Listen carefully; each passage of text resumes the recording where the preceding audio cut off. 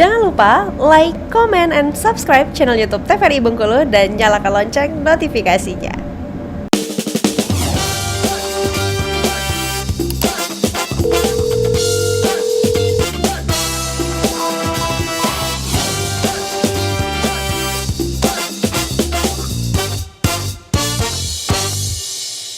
Ya pemirsa, kembali lagi di Dokter Kito bersama Kita Sehat. Nah, mungkin dokter bisa lanjut nih untuk menyelesaikan slide-nya tadi. Baik. Kita lanjutkan dulu.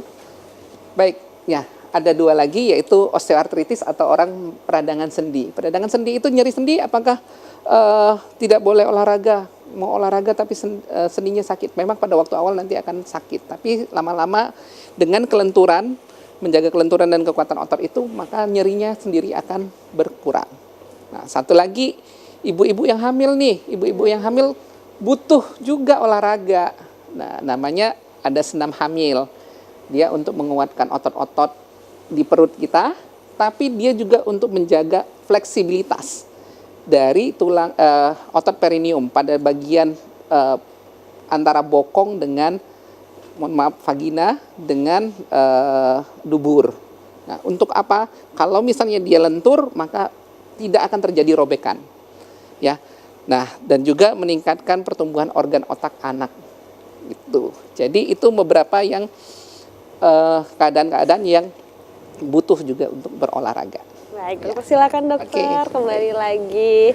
Nah, tadi pertanyaanku adalah ketika kita obesitas gitu ya dok ya, katanya kalau lari itu bisa merusak tulang atau sendi dari perlututan, itu benar atau enggak dok? Kalau mutlak tidak. Memang secara biomekanik itu tubuh kita akan menumpu, nanti salah satunya adalah di sendi lutut. Ya. Memang akan terjadi peningkatan tekanan pada sendi lutut. Tapi dengan teknik yang benar, mungkin dia diawali dengan pemanasan, terus jalan dulu, terus jangan terlalu cepat untuk melakukan joggingnya, itu tidak akan meningkatkan secara signifikan. Beda kalau misalnya, itu kan juga tergantung ayunan juga. Benar. Kalau misalnya dia semakin tinggi ayunannya, maka hentakannya itu juga akan semakin besar. Ya. Pada orang obesitas itu nanti akan meningkatkan tekanan di tulang. Apakah itu berbahaya? Bisa mengakibatkan cedera juga. Cedera, ya. Tapi dengan teknik yang benar itu tidak berpengaruh. Jadi memang pentingnya tadi ya pemanasan ya dok ya. Memang harus dilakukan gitu ya. Nah, ini ada pertanyaan dari WhatsApp interaktif kita nih dok, yang bertanya, katanya dok, kalau olahraga malam itu baik atau enggak sih dok? Karena kan kalau dari pagi sampai siang biasanya nih ke kantor gitu ya, atau mungkin bekerja gitu, jadi punya waktu luangnya malam gitu. Itu baik atau tidak dok? Ya, secara fisiologis tidak baik. Tidak baik. Mengapa? Memang tubuh kita itu kan dirancang untuk aktivitas pada pagi sampai sore hari. Pada malam hari itu untuk istirahat. Nah, kapan waktu yang baik untuk berolahraga? Sebenarnya olahraga yang baik itu kita lihat juga ada siklus namanya hormon steroid. Hormon steroid kita itu biasanya itu muncul setelah antara jam 7 sampai sekitar jam 8. 6, 7, 8. Setelah itu nanti balik lagi itu sekitar jam 3, jam 4 sampai jam 5. Makanya kan setelah itu turun, maka kita akan lebih lemes. Setelah jam 8, jam 10 itu nambah lemes kita, karena hormon kortisol kita, steroid kita itu juga akan turun. Ya. Nanti kita akan balik lagi, pulih lagi itu setelah jam 3, jam 4 itu kan pulih lagi. Nah, kita bisa mengikuti pola itu saja. Kalau malam itu memang waktunya untuk istirahat. Tubuh kita juga harus istirahat. Apalagi kalau misalnya memang pada waktu pagi, siang kita sudah full aktivitas, maka memang harus istirahat. Ya. Jadi banyak kejadian yang pada olahraga malam itu kan bisa meninggal kayak gitu kan. Terus cedera juga meningkat. Jadi olahraga malam sejauh mungkin dihindari. Ya.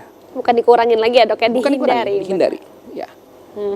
Karena nih karena lagi banyak FOMO gitu ya dok ya, olahraga kayak tenis gitu, terus juga bulu tangkis dan juga lari, itu kan mulai banyak yang malam gitu ya dok. Itu jadi tidak baik ya dok ya. Tidak baik. Jadi alangkah lebih baiknya juga dilakukan pada pagi hari tadi ya dok Iya. ya, atau mungkin hari-hari aktivitas. Nah kalau misalnya kita banyak beraktivitas nih dok, bisa dikatakan kan kita punya pekerjaan lah dari pagi sampai sore. Nah itu terkadang kita merasa lelah gitu dok. Nah itu kalau kita paksakan untuk olahraga baik atau enggak sih sebenarnya dok? Ya, tidak. Jadi sebenarnya tubuh kita itu sudah punya alarm-alarm yang harus kita waspadai. Jadi kalau misalnya kelelahan, itu sebenarnya sudah alarmnya stop. Sama seperti kalau misalnya kita berolahraga, nyeri. Nyeri itu sebenarnya sudah alarm kita untuk ini sudah berlebihan, jadi stop. Ya, sama kayak misalnya kita udah kelelahan, jangan dipaksakan lagi. Jadi yang tadi tujuan kita untuk kebugaran malah jadi bumerang bagi kita nanti kalau misalnya kita paksakan. Jadi harus kita pahami tubuh kita itu punya alarm-alarmnya itu kayak kelelahan, terus nyeri, terus sesak, itu sudah sebenarnya alarm bagi tubuh kita. Nah tapi dok kalau ngomongin masalah ada alarm nih dok, artinya kan kalau misalnya kita punya aktivitas yang padat, artinya tiap hari kita merasakan kelelahan itu dok. Ya. Jadi gimana sih mungkin tips untuk teman-teman yang mungkin kerja tiap hari gitu ya, tapi masih ingin berolahraga 2 kali seminggu atau 3 kali seminggu nih dok?